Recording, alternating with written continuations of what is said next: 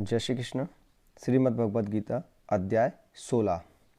श्री भगवान बोले, भय का सर्वथा अभाव, अंतःकरण की पूर्ण निर्मलता, तत्व ज्ञान के लिए ध्यान योग में निरंतर दृढ़ स्थिति और सात्विक दान, इंद्रियों का दमन, भगवान देवता और गुरुजनों की पूजा तथा अग्निहोत्र आदि उत्तम कर्मों का आचरण एवं वेद शास्त्रों का पठन पाठन तथा भगवान के नाम और गुणों का कीर्तन, स्वधर्म पालन के लिए कष्ट सहन और शरीर तथा इंद्रियों के सहित अंतःकरण की सरलता, मन, प्राणी और शरीर से किसी प्रकार भी किसी को कष्ट न देना, यथार्थ और प्रिय भाषण, अपना अपकार करने वाले पर भी क्रोध का न होना, कर्मों में कर्तापन के अभिमान का त्याग, अंतःकरण की उपरति अर्थात चित्त की चंचलता का अभाव, किसी की भी निंदा आदि न करना, सब भूत प्राणियों में हेतु रहित दया, इंद्रियों का विषयों के साथ संयोग होने पर भी उनमें आसक्ति का न होना, कोमलता, लोक और शास्त्र से विरुद्ध आचरण में लज्जा और व्यर्थ चेष्टाओं का अभाव, तेज, क्षमा, धैर्य, बाहर की शुद्धि एवं किसी में भी शत्रु का भाव न होना और अपने में पूज्यता के अभिमान का अभाव, ये सब तो हे अर्जुन देवी संपदा को लेकर उत्पन्न हुए पुरुष के लक्षण हैं। हे पार्थ, दंभ, घमंड और अभिमान तथा क्रोध, कठोरता और अज्ञान भी ये सब आसुरी संपदा को लेकर उत्पन्न हुए पुरुष के लक्षण हैं।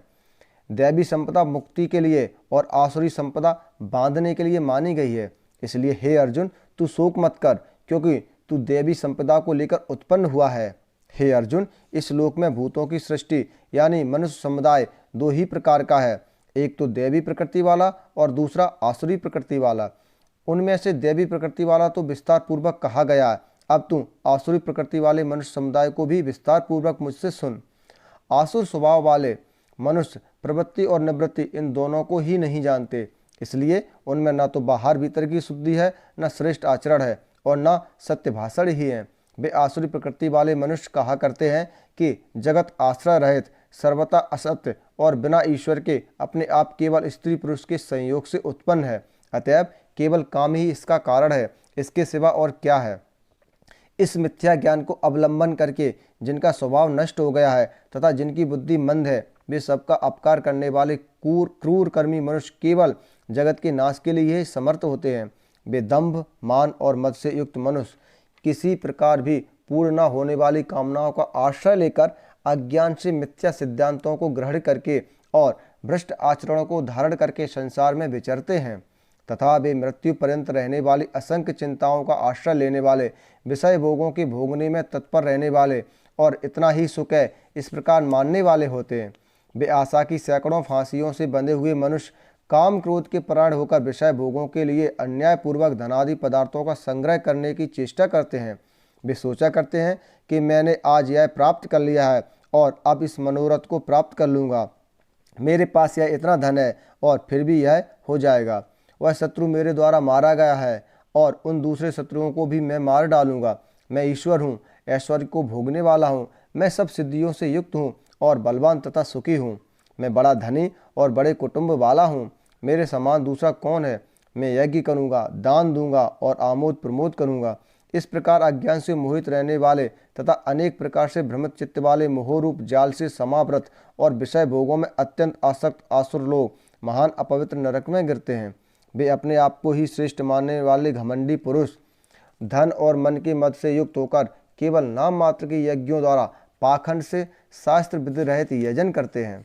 वे अहंकार, बल, घमंड, कामना और क्रोध आदि के परायण और दूसरों की निंदा करने वाले पुरुष अपने और दूसरों के शरीर में स्थित मुझ अंतर्यामी से द्वेष करने वाले होते हैं।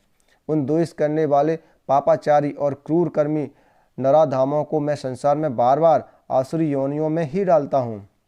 हे अर्जुन, वे मूढ़ मुझको न प्राप्त होकर ही जन्म जन्म में आसुरी योनियों को प्राप्त होते हैं, फिर उससे भी अति नीच गति को ही प्राप्त होते हैं, अर्थात घोर नरकों में पड़े रहते हैं। काम, क्रोध तथा लोभ ये तीन प्रकार के नरक के द्वार आत्मा का नाश करने वाले अर्थात उसको अधोगतियों में ले जाने वाले हैं, अतएव इन तीनों को त्याग देना चाहिए। हे अर्जुन, इन तीनों नरक के द्वारों से मुक्त पुरुष अपने कल्याण का आचरण करता है, इससे वह परम गति को जाता है अर्थात मुझको प्राप्त हो जाता है।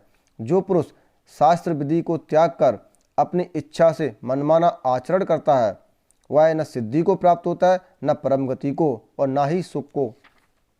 इससे तेरे लिए इस कर्तव्य और अकर्तव्य की व्यवस्था में शास्त्र ही प्रमाण है। ऐसा जानकर तू शास्त्र विधि से नियत कर्म करने के योग्य है। जय श्री कृष्ण। श्रीमद् भगवद गीता अध्याय 16 संपूर्ण हुआ।